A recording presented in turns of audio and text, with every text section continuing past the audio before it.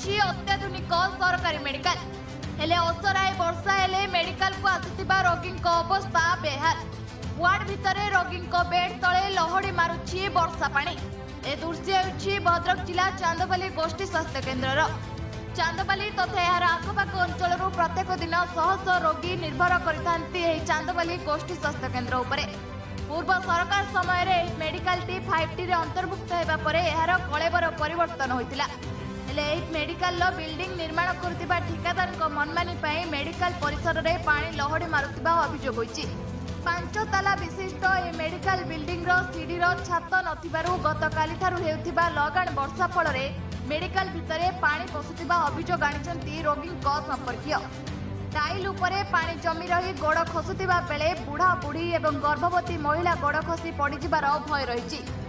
थंडा ज्वर रे पीड़ित रोगी मेडिकल को आसी भल हेबे ना उल्टा अधिक ज्वर रे पड़िबे बोली प्रश्न करिसंती। तेबे बाबद रे मेडिकल ऑफिसर अशोक मिश्रଙ୍କ सह जोगाजोग करिबारु मेडिकल बिल्डिंग निर्माण करथिबा कॉन्ट्रैक्टर मानमानी पई एभली हेउथिबा से प्रकाश करिसंती एवं कार्य करथिबा पूर्त विभाग को बारंबार अवगत कराइथिबा कहिसंती। आम राति 12टा 12:30 बेले आसी बापा को मेडिकल पहुँचलु। पहुँचला मेडिकल कि डाक्तर नर्स थे बापा को देखी सारापर राति 4टा ठारू प्रबल वर्षा जे पानी मेडिकल हॉल भीतर संपूर्ण फुल लोक मैंने चली माने पेसेंट जाई आसी पारना कि साधारण लोक भी कौन से कार्य डाक्तर पाक जापारना एत पानी जे आम कहीं उल्लई पार्नु तलू सेमती बेड पर बसी रही डेलीवरी पेसेंट है काली बेड पाखरे पानी आम उल्लैकी जाई पारुनु।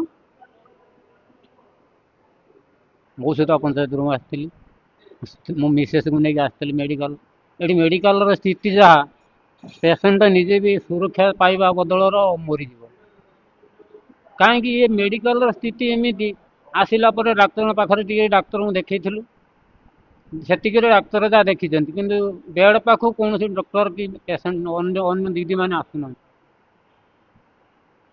बेड तले आंठुए पानी राति दुर्बार वर्षा बेड तले पानी पेसेंट को नहीं धरिकी नहीं गले कौट गोड़ खसी पेसेंट चली मरीज मुझे निजे जड़े पेसेंट मो मिसेस भी जड़े पेसेंट आमर आउ कहीं निजर पिला ना या कथा कौन कह